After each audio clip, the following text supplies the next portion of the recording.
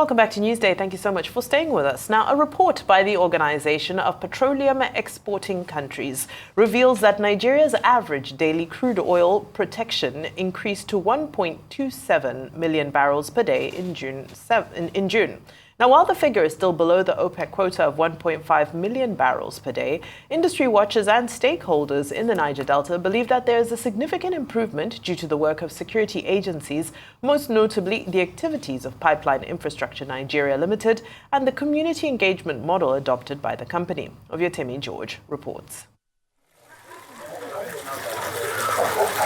For decades, Nigeria has been losing much of its oil wealth to thieves, vandals, and perpetrators of illegal bunkering in the Niger Delta. These activities were preceded by armed agitations which brought Nigeria's daily oil production to an all-time low, in addition to friction between oil companies and host communities, leading to protests by the youth expressing dissatisfaction with the status quo of communities in a region blessed with natural oil and gas reserves. Normal oil production resumed following the introduction of the Presidential Amnesty Program in 2009. However, a disturbing fluctuating dip in oil production over the years has been a subject of economic concern for the federal government. This led the Muhammadu Buhari administration to engage surveillance contractors, including Pipeline Infrastructure Nigeria Limited, as one of the stopgap measures of halting the erosion of the nation's wealth. First, it has solved some of the key problems within our region in terms of insecurity, in terms of employment, and other social engagements that has multiplier effect in the overall lives of our people. Because of the operations of Pipeline Infrastructure Limited, government are beginning to see more production, more increase. The areas where they have clamped down, nobody's going back there again. So it's a free flow. Pipeline Infrastructure Nigeria Limited is wholly a Nigerian company and provides security services that consistently meet local and international standards with proven, cost-effective, innovative solutions through the deployment of state-of-the-art technology and modern-day equipment to deliver its work of securing the Trans-Niger pipeline in states of the Niger Delta region of Nigeria. They have tried. They make everywhere in Niger Delta that there's be peace. It was the effort of the pipeline infrastructure that make share to pump, achieve NMPs everywhere now. They pump successful. The Niger Delta is one of the most polluted wetlands in the world. This is often attributed to sabotage or equipment failure.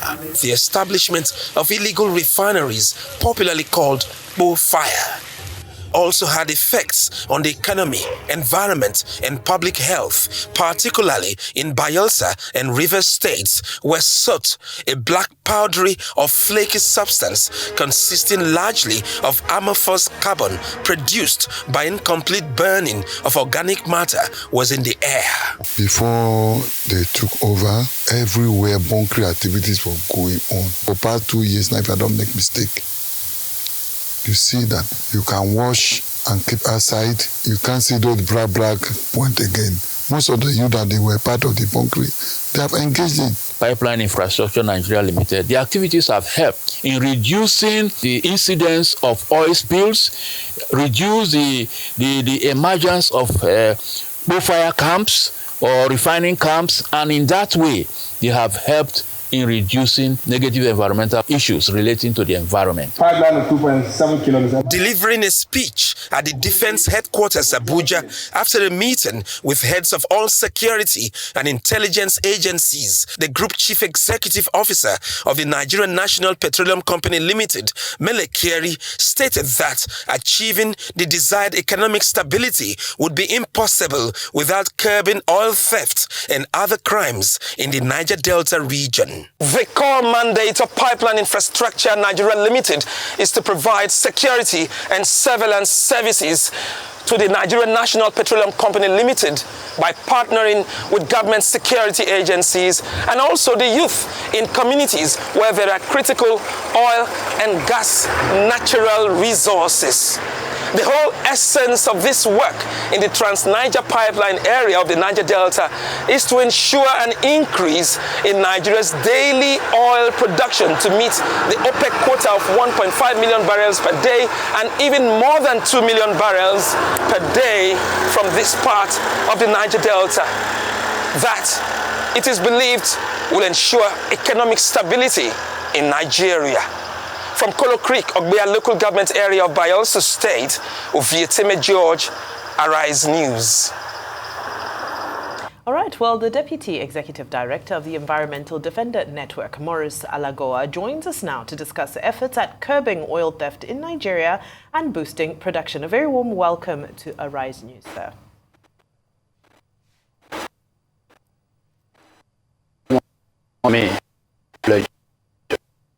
All right, I'm going to pose my question to you. I do hope that we'll be able to hear you a little bit more clearly, but let's go ahead and let's see how we fare. So let's talk a little bit about the environmental impact of the PINL activities. That's vis-a-vis the surveillance and protection contract. Are you seeing, measurable results based off of the input that is being made? I would be affirmative that a major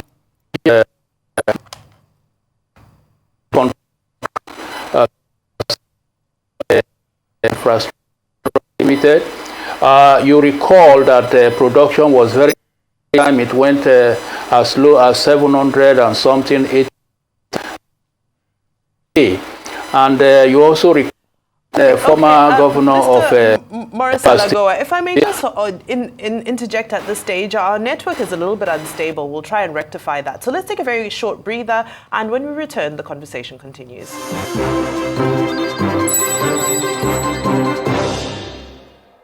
All right, we are now reconnected to the Deputy Executive Director of the Environmental Defender Network, Maurice Alagoa, and of course he's joining us to discuss efforts at curbing oil theft in Nigeria and boosting production. We do apologize for that technical glitch, but so excited to continue this conversation again, sir. And I believe you were elaborating on the environmental impact of the PINL's activities. Please do go ahead. Yeah, thank you very much. I was trying to remind us of how the suit, like you did related here, the suit situation in Port Harcourt was the talk of the town everywhere. And at a certain time, it was even spreading to Bayelsa State. Alagoa, we wake up in the morning and we begin to use that kind of misty, cloudy atmosphere, and even when rain falls, the water gets so dark.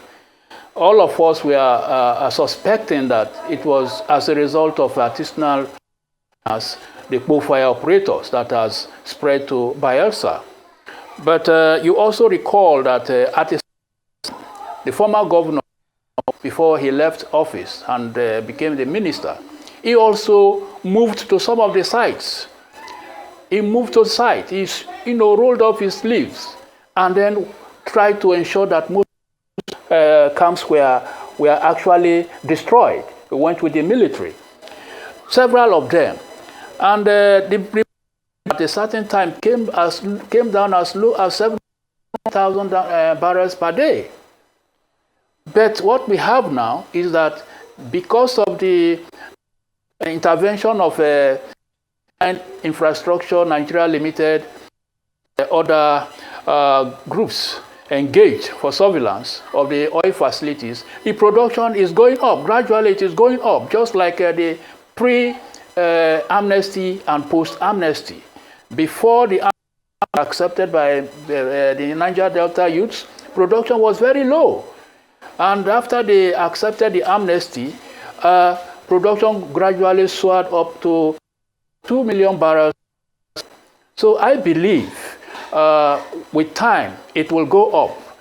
It will go up back to maybe 2 million barrels per day. However, there are challenges. I want to to appreciate Pipeline Infrastructure Nigeria Limited is that the locals, holders, clan heads, leaders, and locals that are engaged to do the work.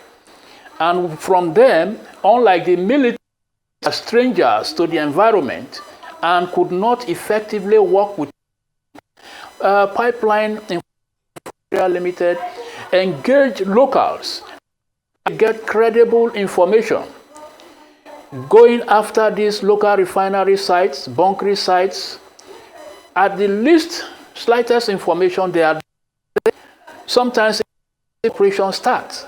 So with these swift actions, prompt actions, they are saving the environment.